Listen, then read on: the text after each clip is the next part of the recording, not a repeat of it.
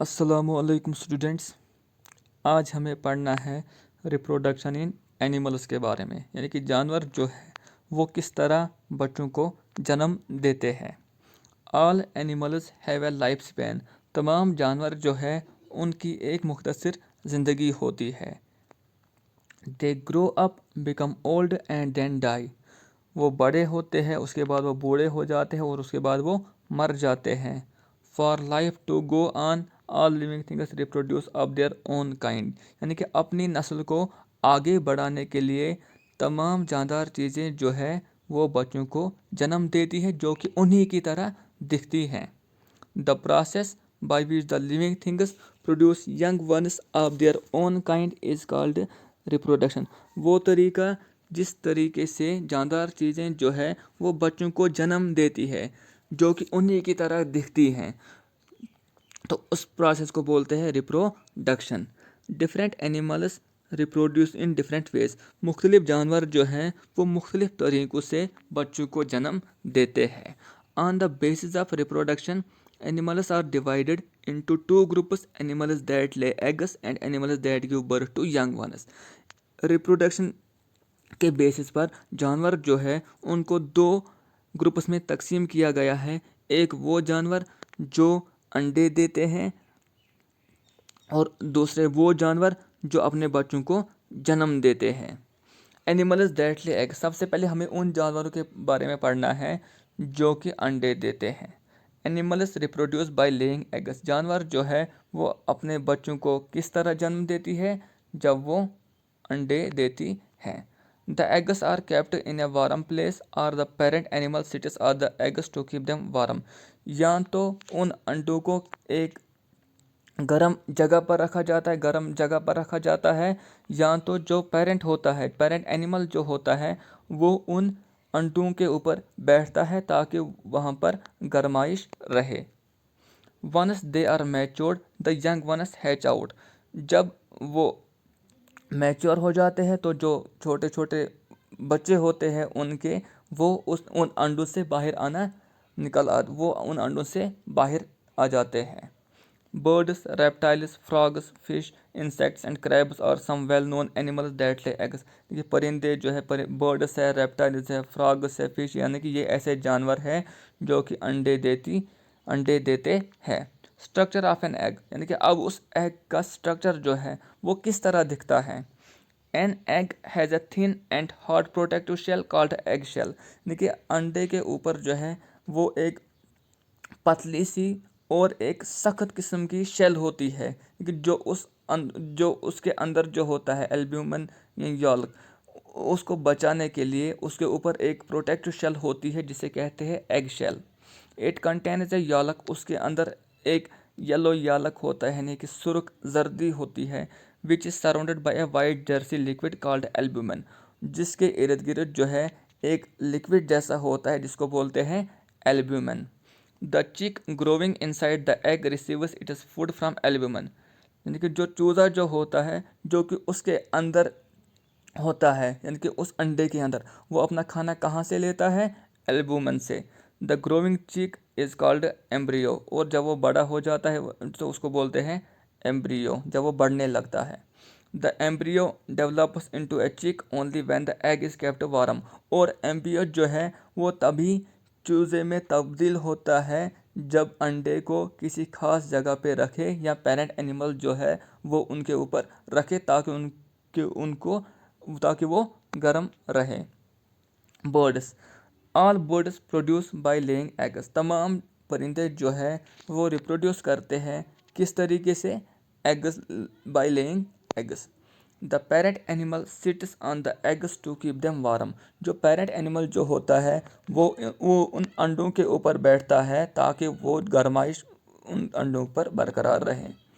This period is called incubation. और इस period को बोलते हैं incubation. When the chicks are finally grown they break the shell and come out.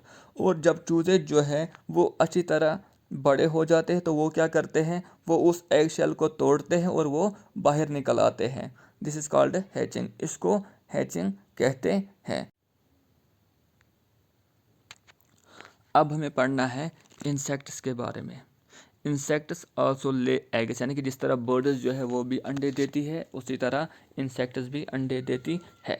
Insects like house flies and butterflies have 4 stage of development, while insects like cockroach have only 3 stage of development. यानी कि कुछ insects ऐसे हैं जिनके अंदर development के 4 stage पाए जाते हैं, जैसे हाउस फ्लाइज है, बटरफ्लाइज है, और कुछ इंसेक्ट्स ऐसे हैं जिनके अंदर डेवलपमेंट के सिर्फ 3 ही स्टेज पाए जाते हैं, जैसे कॉकरोच है। The larva of a cockroach is known as nymph, और जो कॉकरोच का लार्वा जो होता है उसे निफ कहते हैं। The egg of a butterfly और house fly develops into a worm like larva. जो एग जो होता है बटरफ्लाई और हाउस फ्लाई का, वो जब डेवलप होता है वो किस में डेवलप होता है? वार्म लाइक लार्वा में। This larva is called a caterpillar in the case of a butterfly, और उस लार्वा को कैटरपिलर कहते हैं अगर वो किस में है? बटरफ्लाई में। यानी कि बटरफ्लाई की स्टेज में उस लार्वा को कैटरपिलर कहते हैं, और हाउस फ्लाई के केस में उस लार्वा को मैगट कहते हैं। The caterpillar feeds on leaves and grows, और जो कैटरपिलर जो है वो कहाँ पे फीड करता है? पत्तों पर, और वो बड़ा हो जाता है। At some time it spins a cocoon around itself. After some time, यानी कि कुछ वक्त के बाद वो अपने आप के ऊपर एक कोकून जो है वो इर्द गिर्द बनाता है, स्पिन करता है। In this stage it is called a pupa, और उस स्टेज में उसे क्या कहते हैं? पुपा। किस स्टेज में? जब लार्वा जो है, जब कैटरपिलर जो है वो अपने आप के ऊपर एक कोकून जैसा, यानी कि कोकून स्पिन करता है, तो उस स्टेज को बोलते हैं pupa. Letter when the pupa opens an adult butterfly comes out of it, और उसके बाद जब पुपा जो है वो खुलता है, ओपन होता है, तो वहाँ से क्या निकलता है? एक adult butterfly. The maggot feeds on garbage and then crawls to a cool place, और मैगट जो होता है, यानी कि इस केस में हाउस फ्लाई की केस में, वहाँ पे मैगट जो है वो कहाँ पे फीड करता है? गार्बेज में, यानी कि जहाँ पे गंदगी वगैरह हो, एंड देन और रेंगते रेंगते वो कहाँ जाता है? उस जगह पे जहाँ पे सर्द इलाका हो, सर्द जगहों पर। There it transforms into a pupa, और वहाँ पे क्या होता है? वो किस में ट्रांसफॉर्म होता है? पूपा में। The adult house fly comes out of the pupa, और जो एडल्ट हाउस फ्लाई होता है वो कहाँ से निकलता है? पूपा से। और बटरफ्लाई के केस में वो भी कहाँ से निकलता है? पूपा से। उसके बाद है amphibians. Animals such as fish and frogs lay their eggs in water, यानी कि कुछ जानवर जैसे मछलियाँ वगैरह है, मेंढके वगैरह है, वो अपने अंडे जो है वो कहाँ छोड़ती है? पानी में। The young frog that comes out of the egg is called A tadpole, और जो छोटी मेंढक जो होती है वो जो उन अंडों से बाहर निकलती है उसे क्या कहते हैं? Tadpole. The tadpole lives in water and grows into an adult frog, see the picture. और जो टेडपोल जो है वो कहाँ पे रहती है? पानी में, और वहीं पे वो बड़ी हो जाती है एडल्ट फ्रॉग में। जैसे यहाँ पे है एडल्ट फ्रॉग, यहाँ पे अंडे देती है, उसके बाद अर्ली टेडपोल में बन जाती है, उसके बाद लेट टेडपोल, और आखिरकार वो एडल्ट फ्रॉग में तब्दील हो जाती है। उसके बाद है aquatic animals. A fish lays thousands of eggs in water, एक मछली जो है वो हज़ारों की तादाद में अंडे देती है, कहाँ पर? पानी में। Baby fish hatch out of the eggs, और जो छोटी मछली होती है वो उन्हीं एग से बाहर आ जाती है। But many of the eggs and baby fish are eaten by big fish, लेकिन उसमें से ज़्यादा अंडे जो होते हैं और जो छोटी छोटी मछलियाँ होती हैं उनको बड़ी मछलियाँ जो है वो खा जाती है। Their eggs are not covered with the shells, और उनके अंडे जो होते हैं वो किसी भी शेल से कवर नहीं हुए होते हैं। They are surrounded by a jelly like substance which protects them from the water and from enemies. They are surrounded by, और उनके इर्द गिर्द क्या होता है? जेली लाइक सब्सटेंस होता है जो उनको बचाता है, किससे? पानी से और दुश्मनों से। A baby fish is called a fry, और जो बेबी फिश होती है उसे फ्राई कहते हैं। उसके बाद है reptiles such as crocodiles, snakes, lizards and turtles lay eggs on the ground. यानी रेप्टाइल्स जो होते हैं जिसमें क्या क्या है? क्रोकोडाइल है, स्नैक है, लिजर्ड है, टर्टल है, वो अपने अंडे जो है वो कहाँ पर देती है? ज़मीन पर। They do not sit on the eggs to keep them warm, वो अंडों के ऊपर नहीं बैठती है कि उनको गर्माइश लगे। The eggs are warmed by the sun and hatch into young ones. इस केस में क्या होता है एम्फीबियन रेप्टाइल्स के केस में, यहाँ पे अंडे जो है वो किस वजह से गर्म हो जाते हैं, जब सूरज की रोशनी उन पर पड़ती है तो वो गर्म हो जाते हैं, और जो छोटे छोटे बच्चे होते हैं उनको वो बाहर आना शुरू हो जाते हैं। These are not protected by the parents. और ये अंडे जो है इनको पेरेंट जो है वो प्रोटेक्ट नहीं करते हैं। जिस तरह बर्ड्स में था, वहाँ पे वो उन अंडों के बर्ड्स जो है वो अपने अंडों के ऊपर बैठती है ताकि उनको गर्माइश लगे। और यहाँ पे क्या होता है इन केस में, ये अपने अंडों को, ये जब अंडे देते हैं तो ये उनकी हिफाजत नहीं करते हैं। Many of them get eaten up by other animals. और इसका नतीजा क्या होता है, बहुत सारे अंडे जो है वो दूसरे जानवर खा जाते हैं।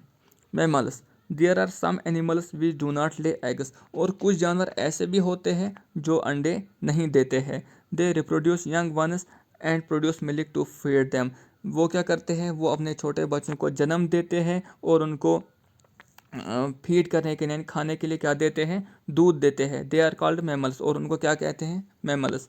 Most mammals have hair on their bodies. ज़्यादातर मैमल्स के ऊपर क्या होते हैं, बाल होते हैं। These animals mothers carry their babies within their womb still they are fully developed to be born. यानी कि जो जानवर जो होते हैं, जो उनकी माएँ होती है, वो अपने बेबीज़ को अपने वॉम्ब के अंदर रखती है। कब तक, वो उन्हीं के साथ उनके वॉर्म में होते हैं। कब तक, जब तक ना वो पूरी अच्छी तरह डेवलप हो जाए। से कैट्स है, काउस है, dogs, monkeys and human beings, ये सारे जो है वो मैमल्स में आ जाते हैं। Bats which fly in the air are also mammals. जो बैट्स जो होते हैं, जो हवा में उड़ते हैं, वो भी क्या है, वो भी मैमल्स हैं। Whales and dolphins which look like fish like also give birth to their babies. यानी कि वेल्स है, डॉल्फिन्स है, जो कि मछलियों की तरह दिखती है, वो भी अपने बच्चों को जन्म देती है। दे आर आल्सो मैमल्स, वो भी मैमल्स कहलाती है। उम्मीद है कि आपको ये लेक्चर जो है वो समझ में आ गया होगा। इसके साथ साथ ये चैप्टर कंप्लीट हो जाता है। इसके क्वेश्चन हम कल से पढ़ना स्टार्ट करेंगे।